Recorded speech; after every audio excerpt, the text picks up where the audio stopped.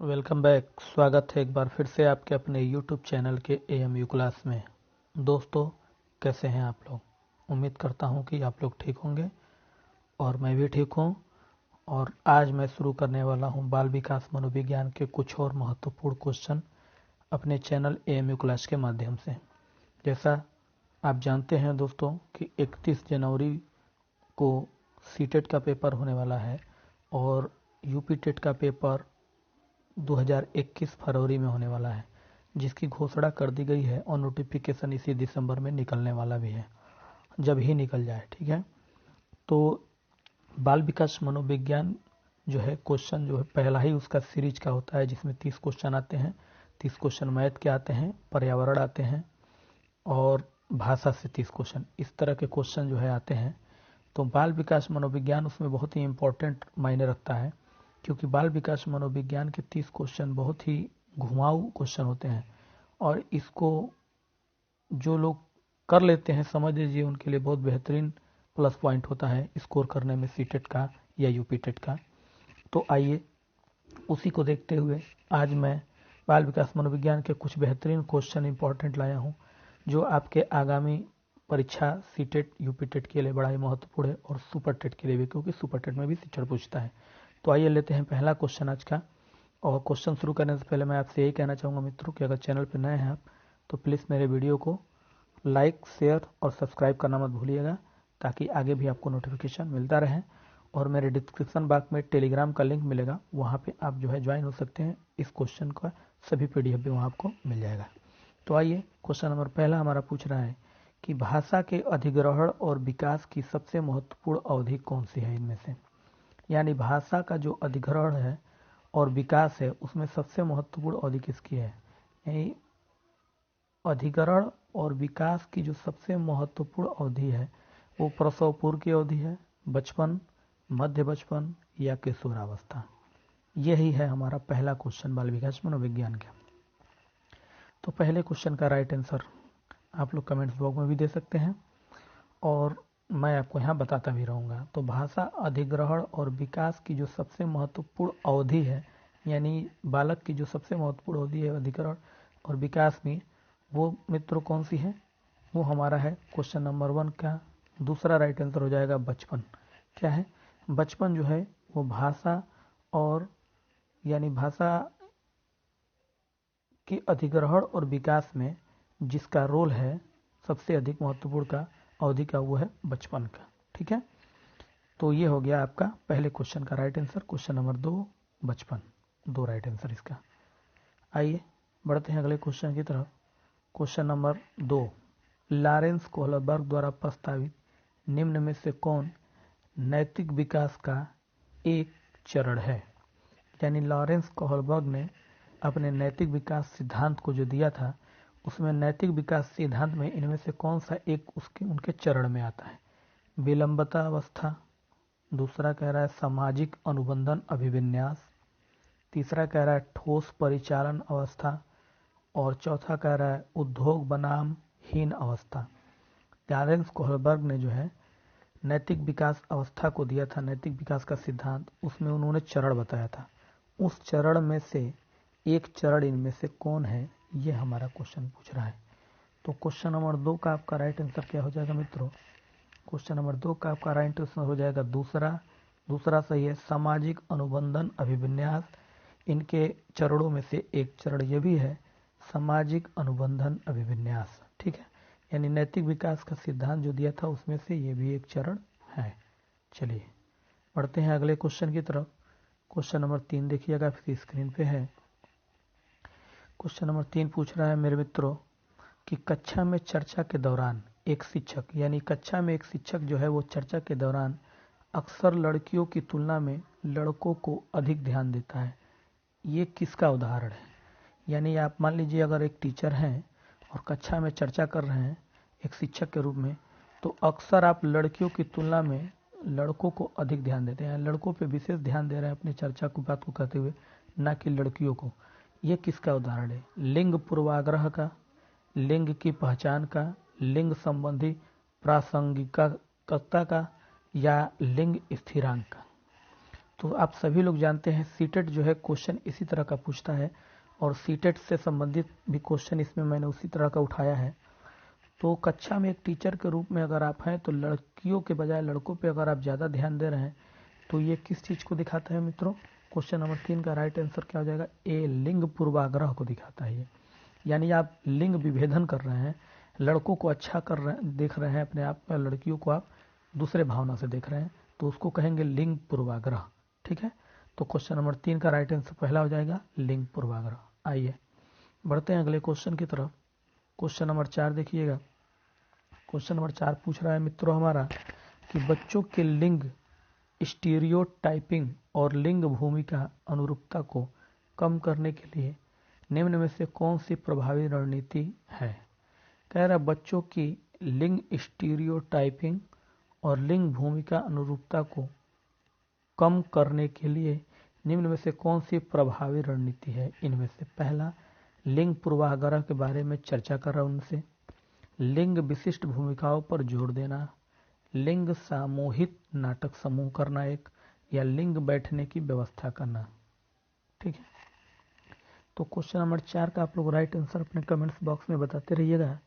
Question number 4 का right answer आपका क्या हो जाएगा दोस्तों? बच्चों के लिंग स्टीरियोटाइपिंग और लिंग भूमिका अनुरूपता को कम करने के लिए इनमें से सबसे प्रभावी रणनीति जो है वो होगा पहला, 1 इज द राइट आंसर, लिंग पूर्वाग्रह के बारे में चर्चा करना। उनसे चर्चा करने से जो है उनके अंदर जो है अनुरूपता को जो है, जो प्रभावी रणनीति यही है कि लिंग पूर्वाग्रह के बारे में उस बच्चे की चर्चा किया जाए, जिससे उसके अंदर की लिंग स्टीरियोटाइपिंग और लिंग भूमिका अनुरूपता कम हो जाएगी अपने आप। ठीक है, यानी उनके प्रति जो है उनकी विचारधारा बदल जाएगी।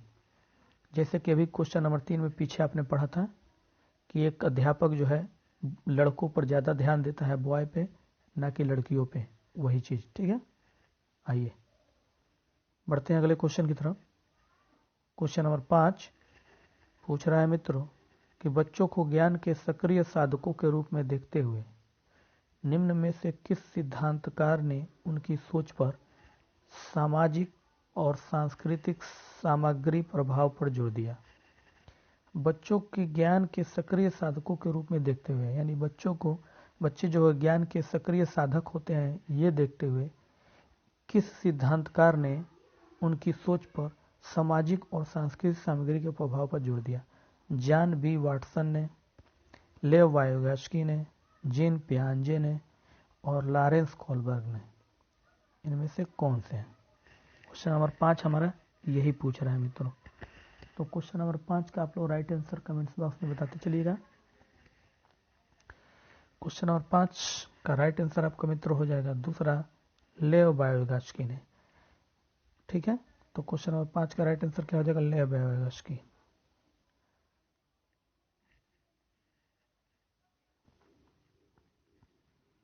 तो क्वेश्चन नंबर 5 का राइट आंसर मैंने क्या बताया आपको? 2, लेव वायोगास्की ने जो है उन्होंने कहा था कि बच्चों को ज्ञान के सक्रिय साधक के रूप में देखते हुए उन्हें उनकी सोच सामाजिक और सांस्कृतिक सामग्री पर जोर दिया है। ठीक है, तो क्वेश्चन नंबर 5 का राइट आंसर 2 होगा आपका। बढ़ते हैं क्वेश्चन नंबर 6 की तरफ। क्वेश्चन नंबर 6 देखिएगा।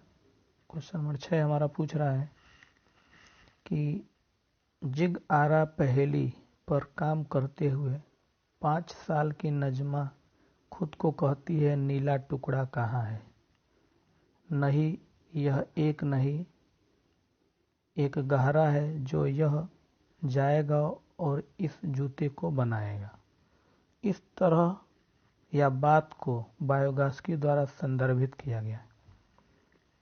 ये सीटेट के क्वेश्चन है, देखिएगा आप लोग। इसी तरह से सीटेट क्वेश्चन पूछता है कि जिग आरा पहेली पर काम करते हुए 5 साल की नजमा खुद को कहती है नीला टुकड़ा कहाँ है? नहीं, यह एक नहीं, यह गहरा है जो एक यहाँ जाएगा और एक जूते को बनाएगा। इस तरह के वर्ड बोल रही है ये। तो इस तरह के बात को वायोगास्की ने किस संदर्भ में जो है संदर्भित किया? निजी भाषण, जोर से बात करना, मचान या अहंकारी भाषण। क्वेश्चन नंबर 6 यही पूछ रहा है कि नगमा यानी नजमा जो है खुद से ये सब बातें कहती है। जितनी ये बातें लिखी हुई है नीचे, ये सब खुद से ही बोल रही है अपने आप को। तो वायोगास्की ने इस बात को किस तरह से संदर्भित किया? क्वेश्चन नंबर 6 का राइट आंसर आपका हो जाएगा 1 निजी भाषण, यानी उसका अपना खुद का वो भाषण है, यानी खुद वो कह रही है शब्द, इसलिए उसको कहेंगे निजी भाषण। तो क्वेश्चन नंबर 6 का राइट आंसर 1 हो जाएगा। बढ़ते हैं अगले क्वेश्चन की तरफ। क्वेश्चन नंबर 7 देखिएगा। क्वेश्चन नंबर 7 हमारा पूछ रहा है बच्चों के लिए संकेत देना और जरूरत पड़ने पर सहायता देना। बच्चों के लिए संकेत देना और अगर जरूरत पड़ी तो उनको सहायता भी देना, इनमें से क्या कहलाता है? सुदृढ़ीकर, कंडीशनिंग, मॉडलिंग या मचान। यानी बच्चों को संकेत देना और जरूरत पड़ने पर उनको हेल्प भी कर देना सुदृढ़कर कहलाता है, कंडीशनिंग कहलाता है, मॉडलिंग कहलाता है या मचान कहलाता है। क्वेश्चन नंबर 7 का राइट आंसर कमेंट्स बॉक्स में भी आप लोग देते रहिएगा। तो क्वेश्चन नंबर 7 का आपका राइट आंसर क्या हो जाएगा? क्वेश्चन नंबर 7 का आपका राइट आंसर हो जाएगा चौथा, मचान। बच्चों के संकेत देना और जरूरत पड़ने पर सहायता देना, उसको कहते हैं मचान। ठीक है, चलिए बढ़ते हैं अगले क्वेश्चन की तरफ। क्वेश्चन नंबर 8 कह रहा है आपका कि जीन पियाजे द्वारा प्रस्तावित निम्न में से कौन सा व्यवहार ठोस परिचालन अवस्था को दर्शाता है? ठोस परिचालन अवस्था। जीन पियाजे द्वारा प्रस्तावित निम्न में से इन चारों में से कौन सा व्यवहार ठोस परिचालन अवस्था को दर्शाता है या दिखाता है? हाइपोथेटिको, डिडक्शन, रीजनिंग, प्रजोल, थिंक। दूसरा कह रहा है संरक्षण, वर्ग समावेश। तीसरा कह रहा है अस्थगित नकल, वस्तु स्थायित्व। चौथा कह रहा है बनावट, विश्वास, नाटक, विचार की अपरिवर्तनीयता। तो कौन है इनमें से जीन पियाजे के व्यवहार का ठोस परिचालन की अवस्था को दर्शाने वाला? क्वेश्चन नंबर 8 यही पूछ रहा है। क्वेश्चन नंबर 8 का आपका राइट आंसर क्या हो जाएगा? कमेंट्स बॉक्स में आप लोग भी बताते रहिएगा। और आपको पता है कि जीन पियाजे ने जो है 4 अवस्थाओं के बारे में बताया है और उन्हीं 4 अवस्थाओं के बारे में बच्चों के इन्होंने डिस्कस भी किया था। उसी का में से एक का नाम ठोस परिचालन अवस्था भी उसको कहते हैं और इसके अलावा एक और नाम से भी उसको जानते हैं। आप लोग बहुत अच्छे से जानते होंगे। एक संवेदी, एक पूर्व अवस्था है, एक अमूर्त, एक औपचारिक। 4 अवस्थाएं हैं जीन पियाजे की। तो क्वेश्चन नंबर 8 का राइट आंसर आपका क्या हो जाएगा दोस्तों? 2 संरक्षण, वर्ग समावेश जीन पियाजे द्वारा प्रस्तावित व्यवहार के ठोस परिचालन अवस्था को दर्शाता है। बढ़ते हैं अगले क्वेश्चन की तरफ। Question number 9। क्वेश्चन नंबर 9 आपका पूछ रहा है निम्न में से कौन बच्चों के संदर्भ या संज्ञानात्मक विकास में एक पाइगेटियन निर्माण है? पाइगेटियन। बच्चों के संदर्भ या संज्ञानात्मक विकास में एक पाइगेटियन निर्माण स्केम्स, अवलोकन संबंधित अधिगम, कंडीशनिंग करना या सुदृढ़करण करना। क्वेश्चन नंबर 9 यही पूछ रहा है कौन है इनमें से? तो क्वेश्चन नंबर 9 का राइट आंसर आपका क्या हो जाएगा? क्वेश्चन नंबर 9 का राइट आंसर हो जाएगा एक स्केम्स। बच्चों के संदर्भ और संज्ञानात्मक विकास में एक पाइगेटियन निर्माण क्या है? स्केम्स है। पढ़ते हैं अगले क्वेश्चन की तरफ। Question number 10। क्वेश्चन नंबर 10 पूछ रहा है आपका मूल्यांकन का प्राथमिक उद्देश्य होना चाहिए। यानी जो मूल्यांकन हम लोग करते हैं बच्चों का एग्ज़ाम के बाद या टेस्ट के बाद, उस मूल्यांकन का उद्देश्य क्या होना चाहिए हमारा करने का? छात्रों को रैंक प्रदान करना, छात्रों की स्पष्टता और संबंधित अवधारणाओं के बारे में भ्रम को समझना, छात्रों को उनके स्कोर के अनुसार लेबल करना रिपोर्ट कार्ड में पासिंग या फेल को चिन्हित करना। मूल्यांकन का प्राथमिक उद्देश्य क्या है इनमें से? क्वेश्चन नंबर 10 का यही पूछना है। तो क्वेश्चन नंबर 10 का राइट आंसर क्या होगा, आप लोग भी जो है कमेंट्स बॉक्स में बताते रहिएगा और मैं भी आपको थोड़ी देर पे इसका आंसर देता रहूँगा, और लाइक और शेयर करना मत भूलिएगा। आइए क्वेश्चन नंबर 10 का राइट आंसर आपको बता दूँ। मूल्यांकन जो हम लोग करते हैं एज ए टीचर एक बच्चे का, उसका प्राथमिक उद्देश्य होना चाहिए बच्चों को स्पष्ट और संबंधित अवधारणाओं के बारे में भ्रम को उनके समझना। यानी मूल्यांकन करने का उद्देश्य हमारा ये है कि बच्चों की स्पष्टता और संबंधित अवधारणाएं जो उसने किया है उसमें कोई भ्रम अगर उसको हो गया तो उस बात को समझना कि क्या उसकी कमी रह गई है उसमें। बढ़ते हैं अगले क्वेश्चन की तरफ। क्वेश्चन नंबर 10 देखिएगा, पूछ रहा है क्वेश्चन नंबर 10 नहीं, क्वेश्चन नंबर 11 है, 10 से पूछ रहा है। क्वेश्चन नंबर 11 कह रहा है कि बुद्धि के बारे में निम्नलिखित में से कौन सा कथन सही है? बुद्धि के बारे में निम्नलिखित में से कौन सा कथन इनमें सही है? बुद्धिमत्ता केवल जन्म के समय निर्धारित क्षमता है। इंटेलिजेंस को मानवकृत परीक्षणों का उपयोग करके सटीक रूप से मापा और निर्धारित किया जा सकता है। बुद्धिमत्ता एक एकात्मक कारक और एक गुण है, और बुद्धिमत्ता बहुआयामी और जटिल क्षमताओं का समुच्चय है। तो बुद्धि के बारे में इनमें से कौन सा जो है कथन सबसे सही और सटीक है, ये पूछ रहा है। क्वेश्चन नंबर 11 का राइट आंसर आप लोग बताते रहिएगा। बुद्धि के बारे में क्वेश्चन नंबर 11 का सबसे सटीक जो वर्ड है वो है क्वेश्चन नंबर 4, इसका राइट आंसर चौथा हो जाएगा। बुद्धिमत्ता जो होती है वो बहुआयामी और जटिल क्षमताओं का एक समुच्चय होता है। यानी बहुबुद्धि जिसको कहते हैं, बहुआयामी मतलब बहुबुद्धि और जटिल क्षमताओं का एक समुच्चय होता है। ये कथन इनमें से सही है। बढ़ते हैं क्वेश्चन नंबर 12 की तरफ। क्वेश्चन नंबर 12 आपका पूछ रहा है, रूही हमेशा एक समस्या के कई समाधानों के बारे में सोचती है, जिसमें से कई मूल समाधान है। रूही एक की विशेषताओं का प्रदर्शित कर रही है। रूही हमेशा एक समस्या को कई समाधानों के बारे में, यानी समस्या उसकी एक है लेकिन उसके समाधान वो कई समाधान के बारे में सोचती है, जिनमें से कई मूल समाधान हैं। रूही एक की विशेषता को प्रदर्शित कर रही है। किस तरह की विशेषता वो प्रदर्शित कर रही है? रचनात्मक विचारक, एकाग्र विचारक, कठोर विचारक या उदासीन विचारक। क्वेश्चन नंबर 12 का यही पूछना है। तो क्वेश्चन नंबर 12 का राइट आंसर आप लोग बताते चलिएगा, कमेंट्स बॉक्स में ज़रूर बताइएगा आप लोग।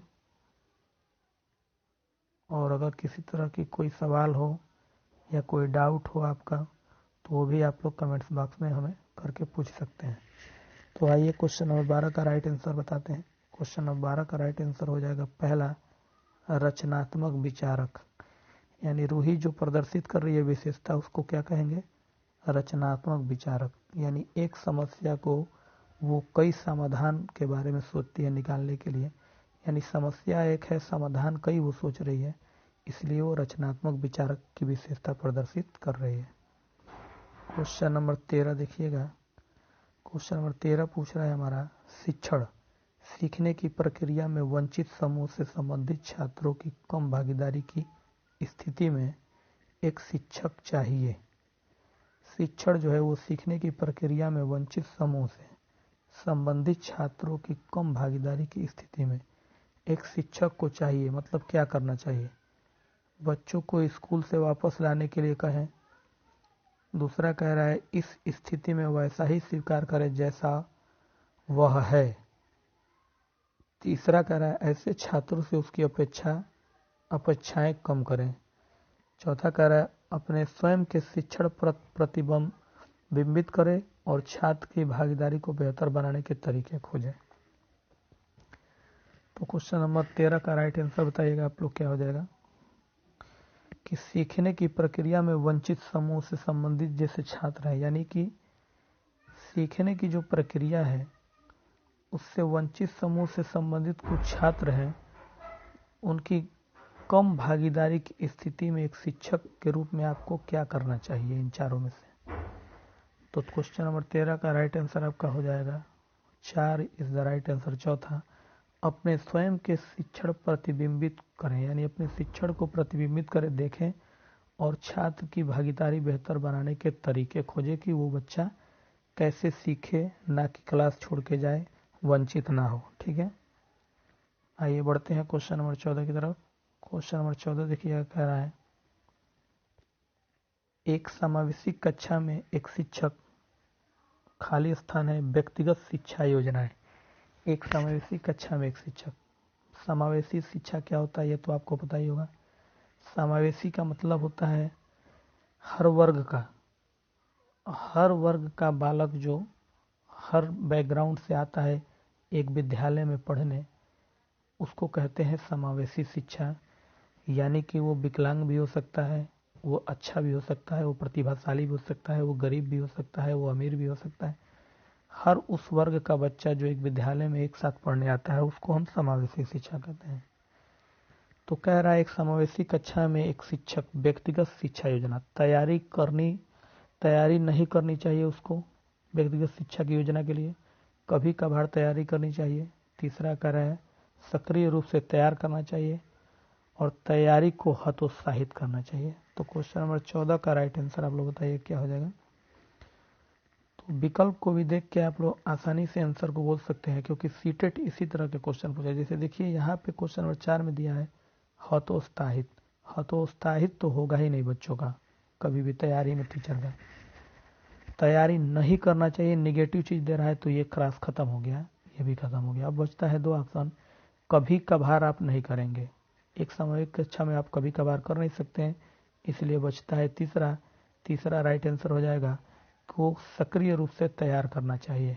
ठीक है, व्यक्तिगत शिक्षा योजना को एक शिक्षक को सक्रिय रूप से एक सामूहिक कक्षा के लिए अपने आप को तैयार करना चाहिए। बढ़ते हैं अगले क्वेश्चन की तरफ, क्वेश्चन नंबर 15 और इस वीडियो का आखिरी क्वेश्चन है ये मित्रों। और क्वेश्चन हमारा पूछ रहा है डिसलेक्सिया वाले बच्चों को प्राथमिक विशेषता में शामिल है। डिसलेक्सिया वाले बच्चों की प्राथमिक विशेषता में इनमें से क्या शामिल है? डिसलेक्सिया एक तरह की बीमारी है जो बच्चों में पाई जाती है।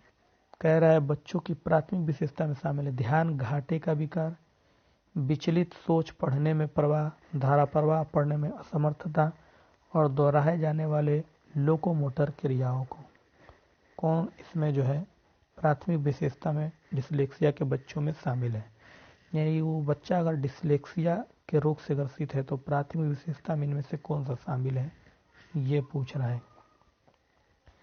तो डिसलेक्सिया में क्वेश्चन नंबर 15 का आपका राइट आंसर हो जाएगा मित्रों तीसरा, धारा प्रवाह पढ़ने में असमर्थता। डिसलेक्सिया रोग ही होता है जिसमें बच्चे को पठन में प्रॉब्लम होती है, यानी अगर कोई चीज़ उसको पढ़ने के लिए दिया जाए तो वो हिचकिचाता है, उसमें फंसता है, अजीब तरह का से वर्ड करता है, असमर्थ हो जाता है उसको पढ़ने में। यानी डिसलेक्सिया पठन अभिक्रिया में जो है रुकावट पैदा करता है, उसी को डिसलेक्सिया कहते हैं। और इसी तरह से और भी कई इसमें जो है बच्चों की बीमारियां हैं। डिसलेक्सिया है, एक डिस्ग्राफिया है, ठीक है, उसी तरह से 2-4 और हैं। इतने सारी बीमारियां बच्चों में आती हैं और उसमें अलग अलग तरह की उनको प्रॉब्लम होती है, जैसे लिखने में, पढ़ने में, बोलने में, गणित प्रॉब्लम में, इस तरह का। तो दोस्तों आज का वीडियो आपको कैसा लगा कमेंट्स बॉक्स में ज़रूर बताइएगा। और अगर आप चैनल पर नए हैं और आपने मेरा वीडियो पहली बार देखा है तो प्लीज़ चैनल को सब्सक्राइब जरूर करिएगा और बेल आइकन दबाइएगा नोटिफिकेशन के लिए।